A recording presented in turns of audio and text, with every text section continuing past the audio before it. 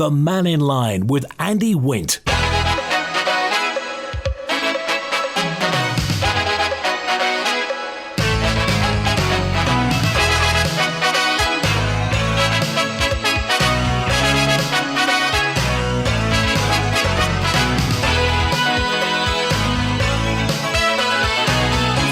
Good afternoon.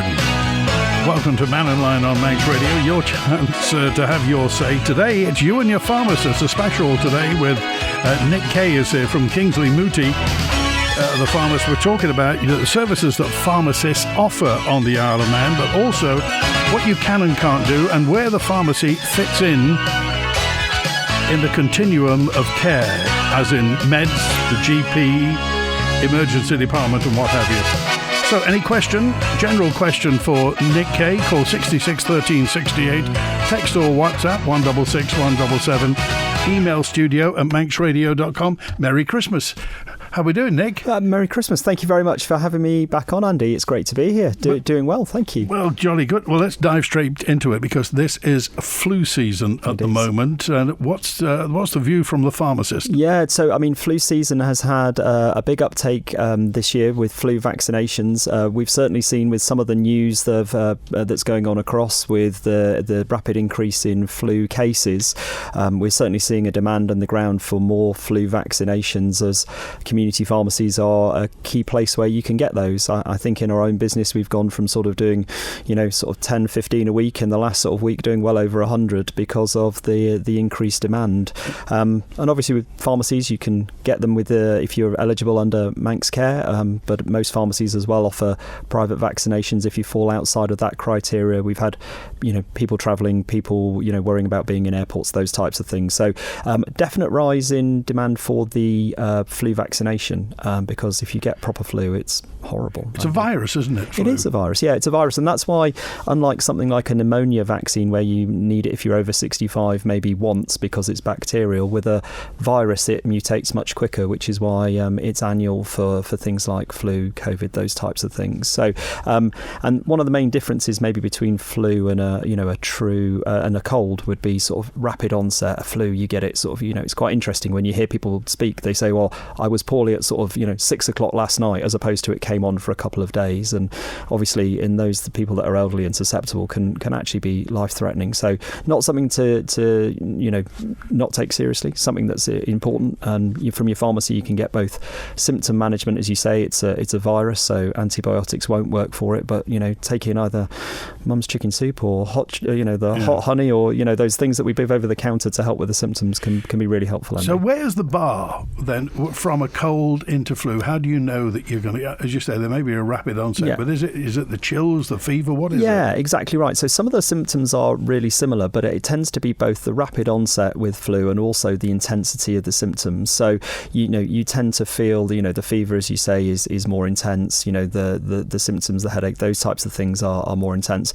If you speak to people who say I had flu, they definitely don't want to have it again. There's a definite difference between flu and a cold.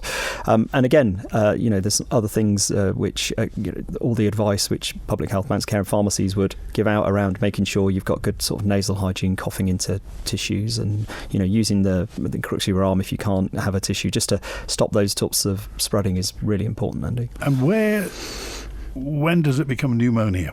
So pneumonia then is a bacterial infection which tends to come in after the flu virus. So the virus, whether it be cold or flu, can sort of make the lungs more susceptible or other tissues more susceptible to getting a secondary bacterial infection. So pneumonia tends to be caused sort of as a secondary infection after a cold or a flu. So okay, I got a message in from Maureen who just says, when are the slimming jabs going to come down in price? I would love to say that. I think last time, Andy, I confessed that I am actually a patient. So this is not only as somebody that prescribes them in the pharmacy, somebody that runs a clinic, but also as a patient. This is something that's very pertinent to me, Andy. Before you go on, yes. Why did you decide to take which one are you on, Mounjaro? Yeah, I'm on Mounjaro. Yeah. So Andy, I actually don't mind talking about that because people have asked me about it in the past. So I was 50 last month in November. I am a dad to 5 5 beautiful children from 21 to 4. I know I'm too old to have a 4-year-old, but that's what COVID did for us, Andy. And actually, it was time for me to take a little bit more control of my health. I'd gone up and down in my weight for many years. I'd actually been, since probably I was 12 or 13. At 15 years old, I was 15 stone. And at the beginning of this year, in January, I got onto the scales and I found I was 18 stone 4. So it was time for me to ask for some help from colleagues, which was actually quite hard to do. I find people that come in front of us for those consultations are actually really brave. After doing the research, that was the one that I found was right for me. Without sounding too contrite about it, it has actually been probably life-changing for me to be able to run around with my 4-year-old and fit in the slide, not asked for an extender on the EasyJet flight when I fly backwards and forwards. Are some really practical, personal things that I did. So it was very personal. You've got to be in the right place in your mind to get there. It took me a while to get there, but I wouldn't change it. Do they work for everybody? That's a really great question. So everybody has different responses. I did have one lady who, because so far I used to say that I had, it's worked for everyone that I've prescribed it for, with varying degrees of success. I had one lady who was quite resistant to the dose until it got quite high, but it has worked for everyone that we've prescribed it for. But I think there's a couple of things which people have shared with me in consultations, which they said I can share, which I think are quite personal. So somebody described it to me like being on an e-bike. You still have to do the hard work, but when you're struggling maybe to get up Governor's Hill, it makes you able to complete the last little bit. But one of the most powerful things that was left with me was a lady who said to me, when you're on the medication, it's the difference between can't and want. And I went, talk me through that. I don't understand that. And she said, well, I'm on a diet, traditional diet. I can't have something. With this, what I would do, say my partner brings home fish and chips, I can have a little bit and then I don't want any more. And the bit that was really powerful was she said, it's the first thing I've ever done. I don't feel like I'm punishing myself. For those of us that have battled with my weight, that's hugely powerful, actually, Andy. Okay. What happens when the person on weight loss jabs hits target BMI and target weight? What happens? You come straight off the jab? Yeah, so we're always quite open within our practice, and, you need to check with your prescriber and your practice. But, if you look at the data sheet, we're quite open with people. You can come off it. It has a slow washout period. It's gone in about a month. That's what we would sort of say you can stop. Lots of people, though, are choosing to titrate down. So, again, if I use myself as an example, 2.5 milligram for Mounjaro is the lowest dose, 15 is the highest in 2.5 milligram increments. So I'm on a 10 milligram injection. So I could just stop, but hopefully when I reach target weight, probably January, February this year, then I will probably do a month on 5 and then step back down. What was your favourite food in your eating years? Do you know what? My favourite food in my eating is, what a great question, is still my favourite food in my non-eating years, which is actually, I must admit, I'm a, you can tell I'm a child of the 1700s and 80s, is a good old-fashioned steak and chips. It's just, it tends to be a slightly smaller steak.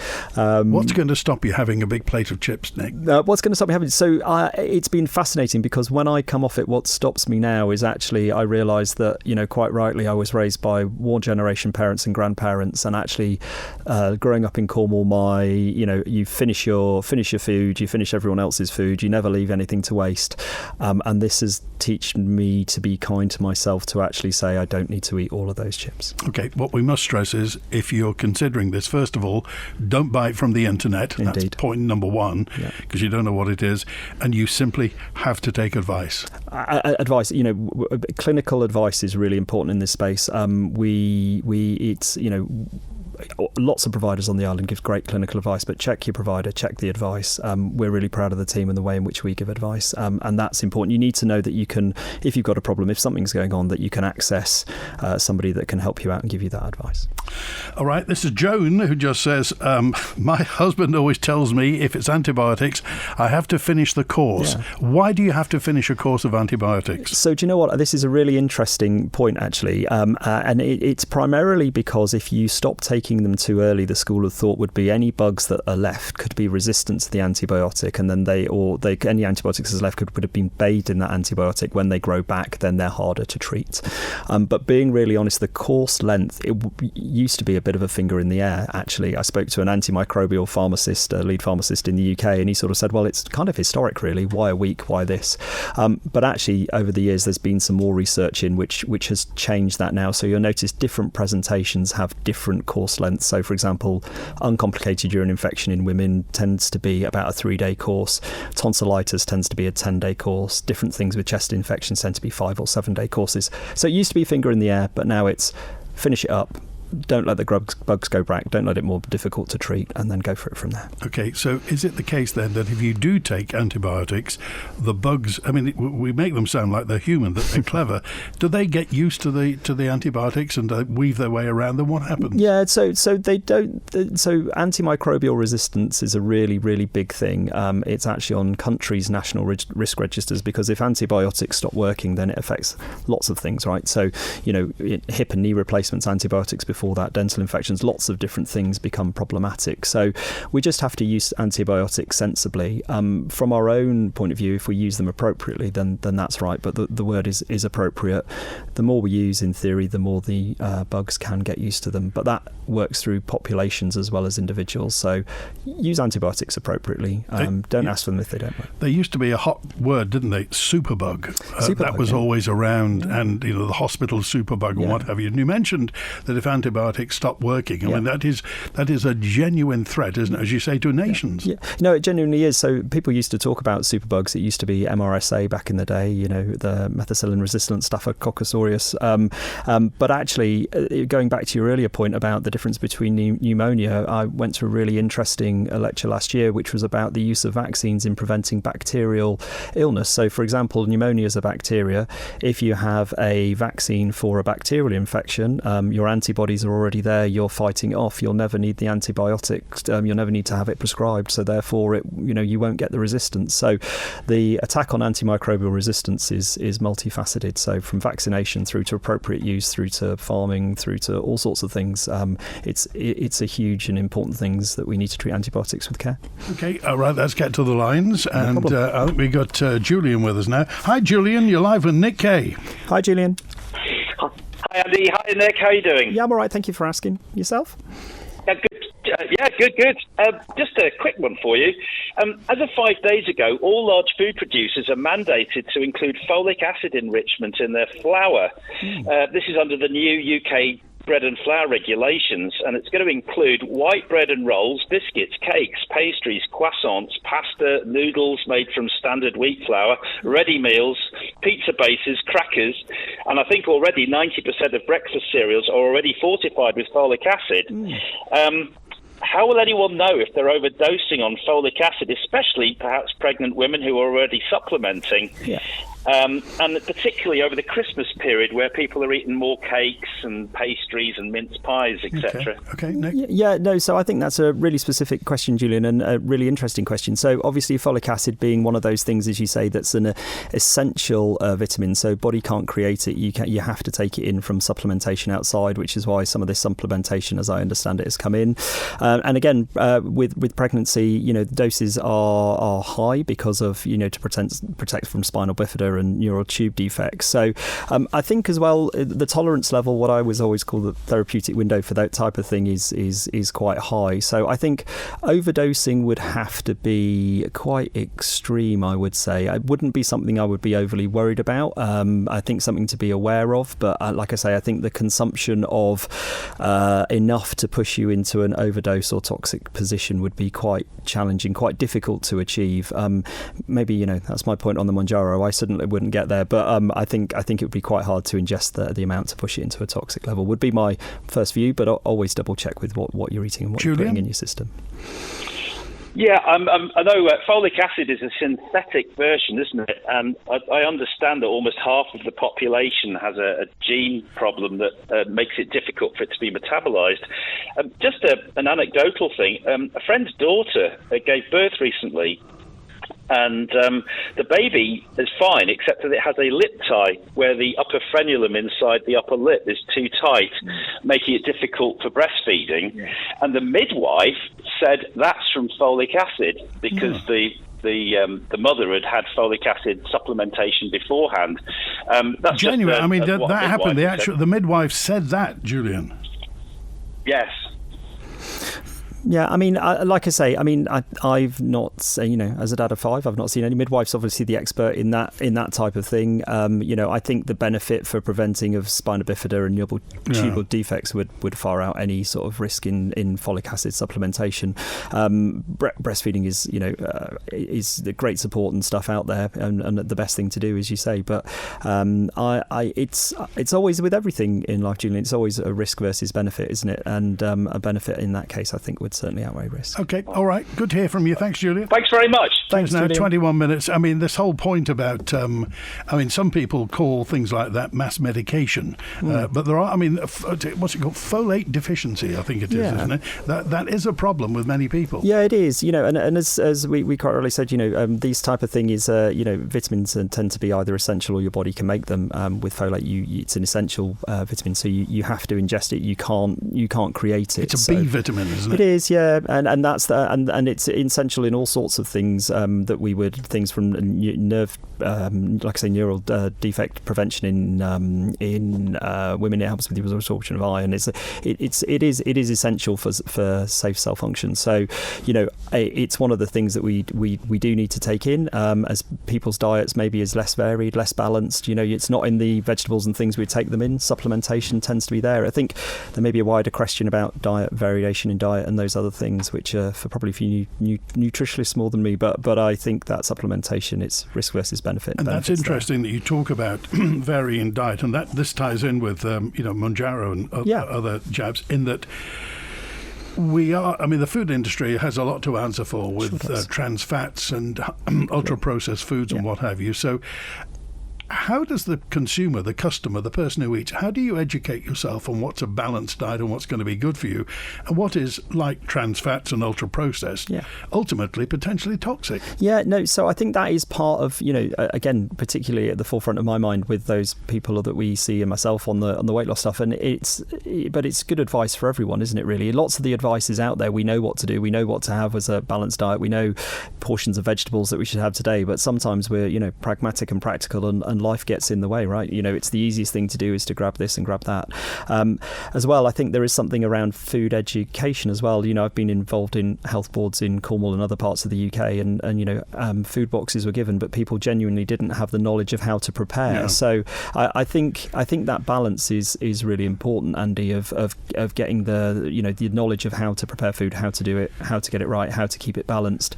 And like you say, those trans fats, that ultra processed foods are hidden everywhere. So it's right to take of what you're look at the packaging, see what it is. Whole foods, as the grandson of a farmer in Cornwall, it's farm to plate, right? Okay. Which prompts me to tell you, by the way, that the St John's Isle of Man Farmers Market's on today in St John's at the Church Hall. It's on till 3 o'clock this afternoon. Fresh Max products are available.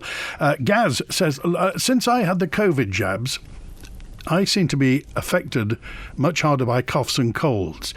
Does this appear, does it seem from your interaction with customers that our immune system has become weaker than this? Is this psychological?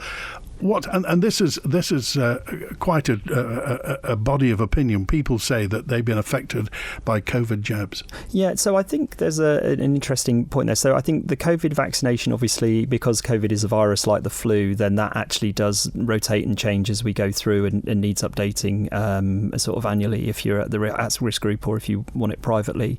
I think as far as being affected more is concerned, COVID vaccination shouldn't give you that type of additional weakness, for example, within any of that sort of respiratory tract stuff. That's not part of the evidence base that we see. I think everybody, as we get there, be more aware of viruses, more aware of the things that we contract. But COVID vaccination shouldn't cause any additional weakness from other respiratory infections. This is Sue, who drops a note in just to say, my weight's been the bane of my life. Although I've never been seriously overweight. I'm 71, I have a BMI of 32, and my weight's now mainly belly fat. I'm struggling to control this. Am I too old for weight loss injections? No. I think I think our age range for our patients are between 18 and just 84. But I think what I would say is when you're over a certain age, there's a certain thing about BMI, this general advice about not losing so much weight. I know it sounds, quite crude, but actually as bones get a bit more brittle and that kind of stuff, we genuinely need a little bit of padding. So we tend to modify that BMI goal with some specific advice around that. But certainly not too old, certainly not too things. If it's clinically appropriate, take some clinical advice. Okay. And BMI of over 30, we could start. Okay, all right, Sue. But remember, this is not advice for you, Sue. You've got to take proper clinical advice for all this. And talking, of course, Nick is a pharmacist, and we've got to say first, we've got to pay tribute to Edwin Kinraid. Yes. Edwin, of course, doyen of the pharmacy world. Indeed. On the Isle of Man, and he's just stepped down, I understand. Yeah, so we had a Isle of Man Contractors Association meeting on Tuesday night. Edwin's still on the committee, but after 10 years of chairpersonship has actually decided to step down and step away from that. And actually, I'm really proud of the Contractors Association because we elected our first female chair, which is fantastic. Sarah Johnson, who works in Kinraid, is a pharmacist, but is, I think, going to make an excellent chair as we move forward. But I think all the committee were definitely paying tribute to the work that Edwin's done in sort of getting Services Commission on the Isle of Man, protecting its network, and really fighting within the system to try and promote pharmacy in the way in which it's held and within the decision makers. Live today with Nick Kaye, pharmacist. Nick is on with us through till 1. If you have any lots of questions we've got to get to, if you want to call 66 13 68. Drive smarter, drive more reliable, drive a great deal at Mannin Motors. With a superb range of cars for every budget, always available. And if we don't have it, we'll source it. Plus, servicing, valeting and prestige detailing too. Mannin Motors, Richmond Hill, Douglas. Find us on Facebook or call 420 420. That's 420 420. Drive a better bargain at Mannin Motors. Arbury and Rushen parish commissioners are seeking a new part-time clerk. The role is salaried, around 20 hours a week, with flexible working and varied responsibilities. Applicants should know the local parishes, be confident with people, skilled in problem solving and accounting, and bring motivation, enthusiasm and a sense of humour.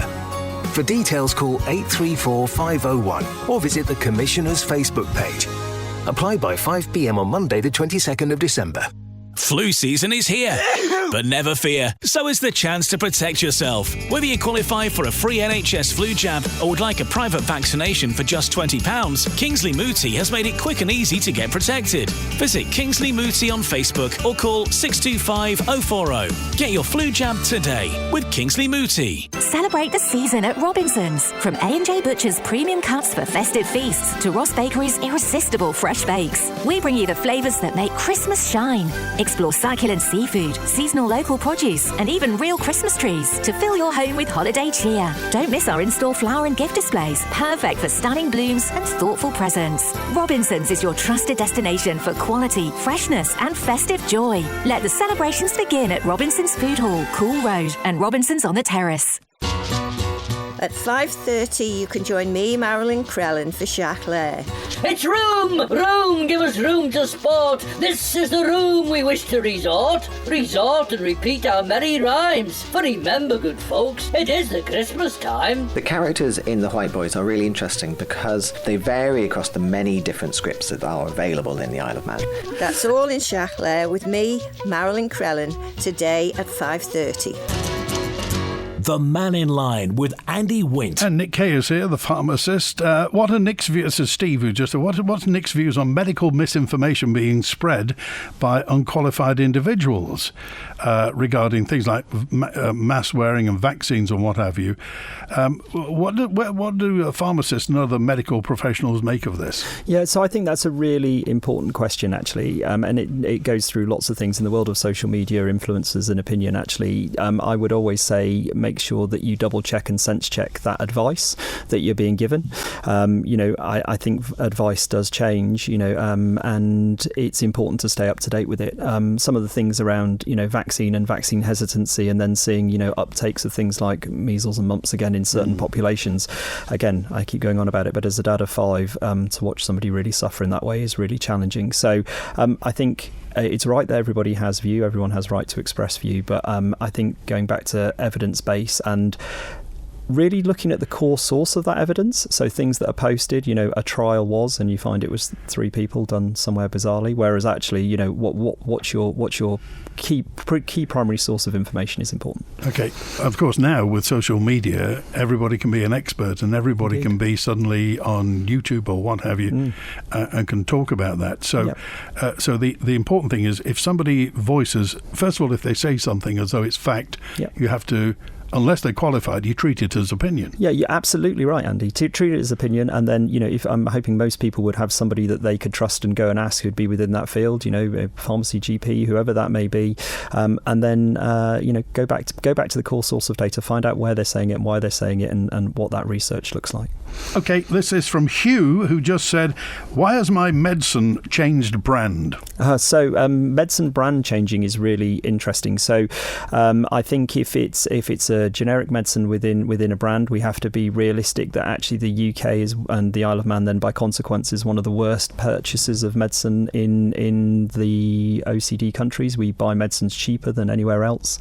Medicines are a global commodity, so if I can sell medicine X in France for 10 times the price I can in the UK, where am I going to sell it? So medicine brand and keeping things constant is something that pharmacists do try to do, but actually just sourcing medicines in the UK has been much more challenging over the last 4 or 5 years. Who purchase them? Are they purchased centrally? Yeah, no. So what happens is community pharmacies, in hospital they purchase them, the NHS purchases them, but in community pharmacy we purchase them, and then there is a tariff price with which the government will reimburse you. So for example, in the Isle of Man, we're linked to the England and Wales drug tariff. So the government basically tell you how much they're going to pay you for it. And if you can't buy it for that amount of money, tough bananas, and you lose money on it. So it's the community pharmacy contract for medicines purchase is particularly challenging. And pharmacies get paid a couple of months behind. So actually, community pharmacies are actually holding billions of pounds across England, Wales, the Isle of Man for governments in medicines that's already purchased, and you get reimbursed after the event. Where does Manx Care fit in for you? For us, so Manx Care, actually, I've found a really fascinating organisation, and actually I've been fortunate enough to see senior leadership across healthcare systems in my national role as the immediate past chair of the NPA at national level within Cornwall systems, and I would say that the senior leadership in Manx Care are actually one of the best set of senior leaders I have seen, and actually are really keen to engage with the people that are providing care. My wish would be that they would then see pharmacy as a key provider and partner in primary care and healthcare moving forward. And I actually think that they will. So where do they fit in for us as pharmacies? They hold our contract, they deal with our payment, they decide what services we can do. But I'm hoping that they will take community pharmacy on their strategic direction over the next couple of years. Liz said, I went to see my GP regarding, this is true, itchy legs, and she said I was dehydrated. Okay. At this time of year, is dehydration a problem? So do you know what? Oddly, it really is. So we've been, as pharmacists practicing, we've had things like Minor Ailments scheme where we can treat for urinary tract infections. And oddly, you see a real uptick primarily this time of year, maybe a little bit earlier in the year, as people sort of, move into, heating goes on, you're in cars that are heated, you put on a scarf and coat, but maybe it's not as cold as it maybe is today outside. So actually, in the autumn months, dehydration does become a real problem, actually, and leads not only to things like skin conditions and feeling tired and headache, but we do see an uptick in things like urinary tract infections, which I find fascinating. And Alan said, we're talking of UTIs, Alan said as well, I recently suffered, earlier on this year, suffered from a UTI, and I didn't know how painful it could be, and also the consequences from UTIs. Yeah, so urinary tract infections can be really challenging and difficult to treat, more common in ladies than they are in men, but they can can be, normally they can be treated if caught well, treated normally with antibiotics. But if they become a little bit resistant, then they can become quite challenging to treat. Antibiotic courses can go on, rotation of antibiotics, culture and sensitivity and urine samples to be sent off to get the antibiotic treatment right. So we use the term uncomplicated UTI, and then it moves on to be a little bit more difficult. You can get into kidney infections and all sorts of stuff. They tend to be a bit more challenging. Yeah. Okay. Cystitis is a UTI, is it? Yeah, so cystitis, anything that ends in itis means inflammation of. So cystitis primarily can be a type of urinary tract infection. Doesn't always need antibiotics, normal just cystitis without some associated symptoms. So sometimes those can be treated by flushing well, some of the stuff over the counter. But yeah, it's always better to double check. Your healthcare professional, be able to differentiate them between.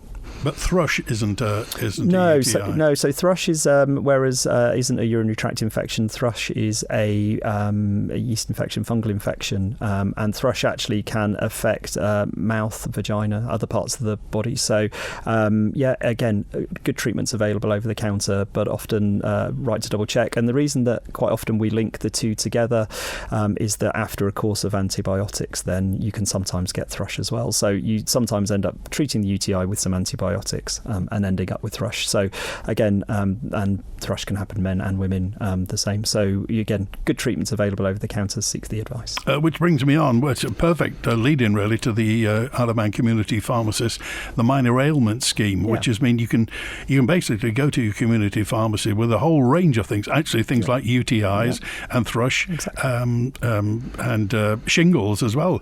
A lot of shingles around nowadays. Yeah, no. So, and again, it's something that we can cheat and recognise. Actually, in pharmacy, skin rashes and things are the types of things that we do sort of see and go, well, actually, these are things that we can treat and identify. And I think the Minor Ailment scheme that is commissioned via Manx Care and community pharmacies on the island is actually a really good scheme. But I think as we move forward into next year, I think there's an ambition to mimic some of the ways in which England have embraced other conditions for more sort of prescription-only treatment. So I think I'd be really hopeful in the sort of the beginning part of next year, there'll be even more conditions, maybe throat infections, other things that you would be able to see the pharmacist for, because in every healthcare situation, it's about seeing the right person at the right time. So, and shingles is chickenpox, isn't it? Adult chickenpox. Yeah, well, so it's the same type of virus. So herpes can cause shingles, cold sores, that type of stuff. And again, the thing with the shingles virus is, it's really, really painful. But you can get good treatment for it, antiviral treatment. But the thing that with it is that treatment is most effective if it's started within a certain time frame. So any doubts, then obviously get the rash looked at. And one of the main features of it is because it lives in nerve endings, it hurts. So rashes that are painful are a little bit unusual if you've not knocked and bumped yourself. So worthwhile getting checked out. Right, Nick is here with us through till 1 o'clock today, and do the first response nasal sprays really stop a cold in its tracks, says Mary? Yeah, so that's a really great question, given that one of the primary ones used to be and is made on the Isle of Man, right? So others are available, but part of the Isle of Man manufacturing things. So Nasalees, I think, is an Isle of Man product. So they do act as a barrier. There is evidence to show that they can help, and I think the thing about it would be frequent application of it. So again, it would be a case of getting that coating, protecting the lining inside.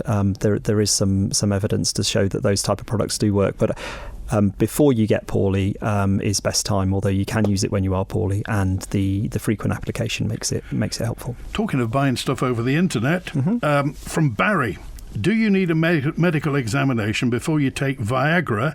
Is it available over the counter? Both Viagra and Cialis are available over the counter, which are the two treatments for erectile dysfunction. In fact, I've just been involved in writing a paper to help get it launched in Australia, which Cialis isn't available over the counter over there. So both are available. There will be some questions that the pharmacist will have to ask. So it's only available through pharmacies, and again, most pharmacies will have a private consultation room. So it's one of the things, depending on that, don't be frightened of going to ask, but don't be frightened of asking for a consultation as well. Okay. And I'll put this gently, overdosing on Viagra, is it possible to take too much? Yeah, so Viagra is fascinating as a medicine, actually, because it was originally designed to dilate blood vessels to the heart, and then they went, okay, it's dilating blood vessels in other places, we can market that. And it is still used in things, like in heart conditions in children, oddly. But, the thing that it is if you take too much, then you can get very vascular headache, a throbbing headache. You can also get a lowering of blood pressure. So, yeah, taking too much isn't great. You can feel really quite unwell. Nick Kaye is here through till 1. Still got a few lines left if you want to call 66 13 68. Merry Christmas from everyone at Hopkins School. Mrs. Claus here. As Santa's busy, I'm going to decorate the grotto ready for Christmas. And I hear that Ramsey Garden Centre is full of festive goodies, decorations, lights, gifts, even Christmas trees. Ramsey Garden Centre opens 7 days a week on Albert Road. Visit the New Look Cafe Villa and sample the new menu. With disabled parking right outside the door, Cafe Villa is the perfect spot to park up for hearty breakfasts, pancakes, baked potatoes, delicious mains, award-winning ice cream and much more. Using local produce where possible and supporting local producers. With seating inside and out and a stunning sea view. It's a relaxing spot. New look, new menu. That's Cafe Villa on Douglas Prom. Open 8 a.m. to 4 p.m. every day. With easy disabled parking spaces at the front entrance. Walton's for electricals. Great service, great price, and stock to go. For everything electrical for your home, it has to be Walton's. At Walton's Electrical, we have a huge stock of ready-to-go items at incredible prices. Open Monday to Saturday, 9 till 5 on the Isle of Man Business Park, Bradham. Find us online at waltons.im and follow us on Facebook for our latest offers. Walton's for electricals. Great service, great price, and stock to go. The Moor Vannin offshore wind farm isn't just about secure, renewable energy, it's a catalyst for growth. From supply chains to skilled jobs, it will help grow the Isle of Man economy. Explore the opportunities at orsted.im. Shore Christmas ad, take 1. This Christmas, you can get a real good present from Shore. Because right now, if you bundle your mobile and broadband plans together, you can save hundreds of pounds. Hey, and you also get an M&S voucher up to £200. Great. But actually the script says in an elfish voice. Make sure of your Christmas in store or online at shore.com. T's and C's apply. Thank you very much. Oh, yeah. Are you a small charity here on the Isle of Man? Are you looking for volunteers, hoping to raise awareness and chasing those crucial pounds and pennies to support your work? Well, Manx Radio can help. You could be our next 1 to 3 Charity of the Week. With daily on-air coverage, podcast and social media promotion, we can help support you and those you help. Just email the numbers 123@manxradio.com and listen out for the feature each weekday between 1 and 3 p.m. The Charity of the Week, brought to you by Kell Properties. The Mannin Line with Andy Wint. And Nick Kaye, the pharmacist, is here. Macy is with us now. Hello, Macy.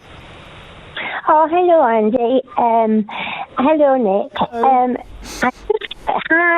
I just wanted to ask, in the summer, I went down to my local pharmacy. I was doing a 2-week diary for blood pressure, and I wasn't sure whether my monitor was working properly. So I went down and I asked if they could take my blood pressure to give me an idea, and I was told that the pharmacies now are not allowed to take blood pressures, and that's what Manx Care had directed. Is that correct? Yeah, so I think that's a really important question. So I think, you'd have to be confident on both the kit and the things that you would have. So I know different pharmacies offer different things, and across there is actually a blood pressure service, actually. So if you're over 40, I think 42 in England, you can actually go and get your blood pressure monitored and also get a 24-hour blood pressure monitor as well. So I think it would be the difference between, what people would do with that data and how it was collated. I know, for example, we do 24-hour blood pressure monitoring should people want it. So I think it wouldn't necessarily be a Manx Care directive, but I think maybe the pharmacy would be sort of saying, they may want to do the GP practice or something may want to do the blood pressures again. So I think individual providers will have individual sort of rules around it. What did you do? What did you do, Maisie? Well, I bought in the end a new blood pressure monitor, and my old one was okay. It was very similar, but I was just taken aback because, if I'm correct, I know that some time ago I've got a nursing background, and I knew that pharmacists were allowed to do a blood pressure.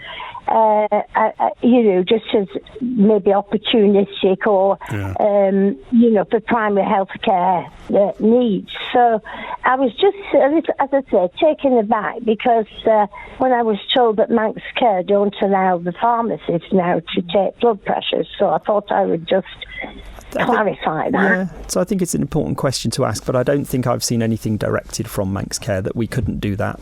It may be that some other practices may want that work done, so maybe duplication of work, but yeah. How are you feeling now, Maisie? Yeah. I'm fine, thank you, Andy. Thank you very much. I really appreciate that. All right, thanks for calling today. Here's Vivian now. Hello, Vivian. Hello, Andy. Can I talk to Nick, please? He's on the line with you. Hi, Vivian. Hello. This might sound a very strange question, but what's your views on taking cannabis for aches and pains and all the rest of it? Is this medicinal or recreational? Medicinal. Thanks for the clarification, Andy. So I have an interest in this as well. So I've actually done additional training to be a prescriber in medical cannabis. I think it actually does have some really good properties. I think that it's right to take medical cannabis as a holistic product. So I don't think we should necessarily jump to medical cannabis as the be-all and end-all of everything. But I think if it's given within a complete package of care, I've certainly seen some really useful benefits for it. I've seen people that have been struggling to have some sleep. I've seen people that have struggled with aches and pains, and interestingly, there's stuff around some injections with a cannabis derivative used for the nausea induced by chemotherapy. So I think it has a place, but I think it should be treated as part of a total holistic package of care rather than just when I was at the doctor or at the health place last night, I did say to the person taking it, what's your views on cannabis? And she said, I don't know enough about it. So that's why I just thought you seem to be very knowledgeable. I would just ask the question. Yeah, so I think having done that additional sort of training, I am what we call an independent prescriber. I've been able to write prescriptions, having done additional qualifications as a pharmacist for about 5 years, and then having done the cannabis training about a year and a bit ago. I think it does have a place, but as with everything we've been saying today, it needs to be done, in the right clinical environment with someone that understands the entire picture of the person being prescribed. I'm not disagreeing with you there, but I just thought I would ask your opinion on it. No, okay. Thank you. Appreciate it, Vivian. Thanks for that. Andy dropped a note in. Andy on 075.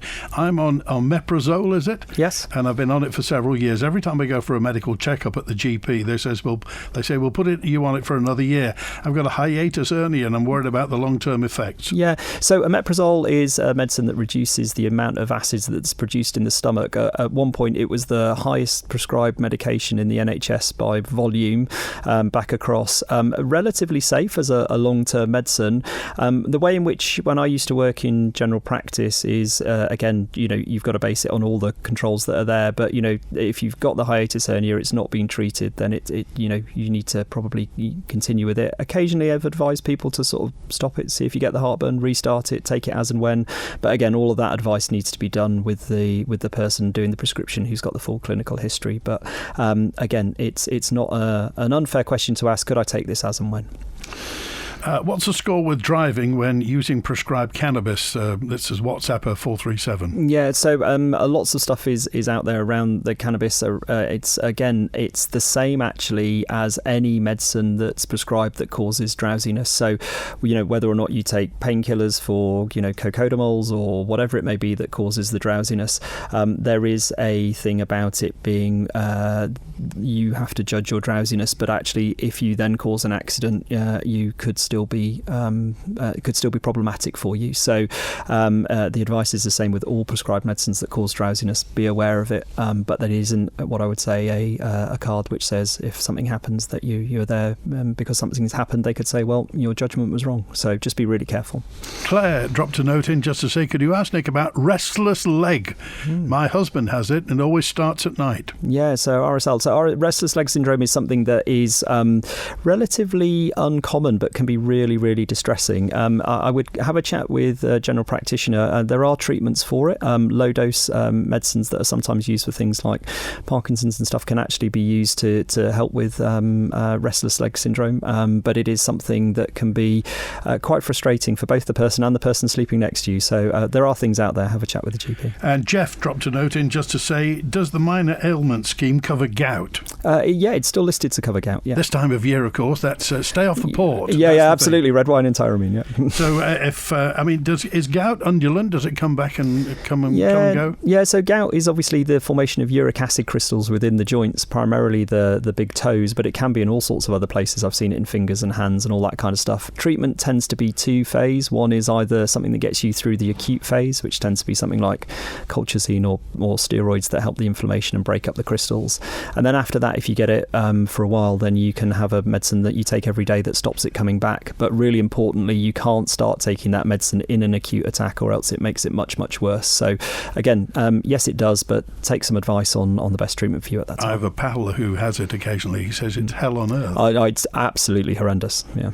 So what's your advice then if somebody has got it? Yeah. Can you mitigate actually getting it, or will it just come back come what may? Yeah, so you can mitigate it. So dehydration, as we've mentioned earlier, is actually a big cause because it's the uric acid crystals, the things that are in urine actually crystallizing out within the joints. So if you keep them in good solution and keep drinking plenty of clear fluid, it can help.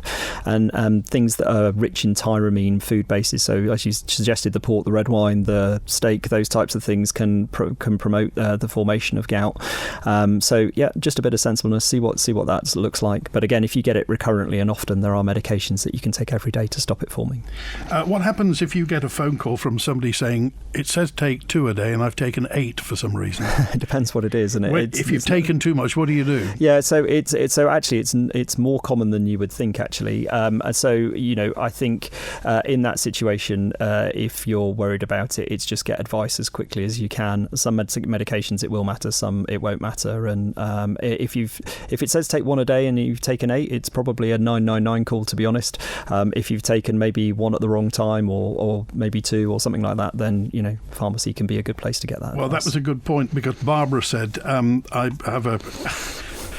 Maybe I shouldn't have said your name, Barbara. She said, I've got a problem with my mother. Yeah. She can't remember to take her medications. How do I do that? Yeah. How do I make sure without treating her like a child? Yeah, no, so that's really, really great question. In the Isle of Man, which is actually, I think, one of the unique services that are commissioned by Manx Care, is that you can still get what I would call monitored dosage systems from pharmacies if GP says it's appropriate. So, even with those little aids, they're not perfect, but you'll be able to see whether or not mum's been taking her meds, taking them at the right right time. And there is evidence that shows those things can help people take medicines at the right time and stop them going into hospitals and stuff, and reduce medication errors. So Manx Care quite rightly It's quite a problem, isn't it? Particularly older people. Completely. And again, when we get into things like polypharmacy, lots of medicines. I was checking a blister pack this morning, which in the morning had 11 medication. Right, so it's not surprised that people get a bit confused, which is why some of these aids can really be helpful. What happens if you stop taking a medication suddenly? Yeah, so it really depends on the medication and what it's for. So some can be really, really serious, right? So if you're taking something to prevent something like epilepsy or something like that, you get a recurrence of whatever you're taking it for comes back, would be the simple answer to whatever that medicine is, with various degrees of risk and harm within that.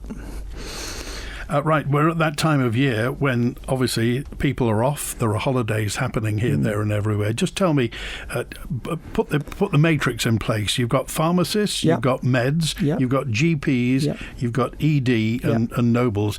What does the pharmacist do? Yeah, so I think where pharmacy is, if you look at some of the wording from across, they call the scheme that they've got, which hopefully the Isle of Man will be introducing soon, is pharmacy first. And that's because they want pharmacy to be the first place for things like, snots, grots, all those types of things, but also things like blood pressure, forgotten medication, all that kind of stuff. So I think what pharmacies do is they fit in really well as a triage place of going, actually, we can help you or we can't. Community pharmacies are really good with that. And I think it's about accessing the right care at the right place at the right time for the right person, because you don't want people either in meds or at nobles that could be treated in the pharmacy, because, it's going to take longer for the people that are really poorly to be seen. So we use the word minor ailments, minor coughs and colds, minor stuff, but ring pharmacy. Pharmacists and their teams are highly qualified in deciding where you can go, and also really good at navigating you through the system of what's open and what's not.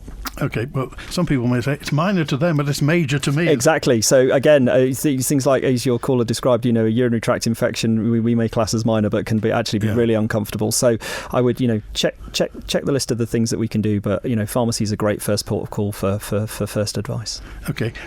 What are you doing over Christmas, Nick? Are you here, there and everywhere? Are you on call? No, so I am doing some over Christmas. Thank you for reminding me. So I'm spending some time with family and got a couple of days off, and then I'm back in the pharmacy doing shifts on the 27th, and again the bit in between Christmas and New Year. And the pharmacy teams will be around and about supporting you.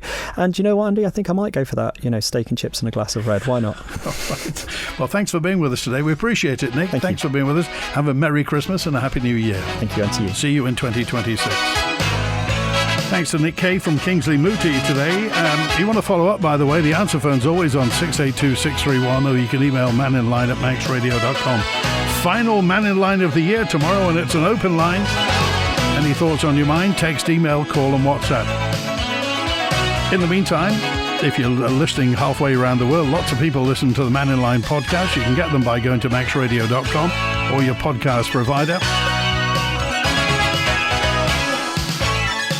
And if you're listening somewhere around the world at any time of day or night, thank you for choosing to listen to the Manx Radio podcast. Thanks to Chris on the phones today. Enjoy the rest of your Thursday.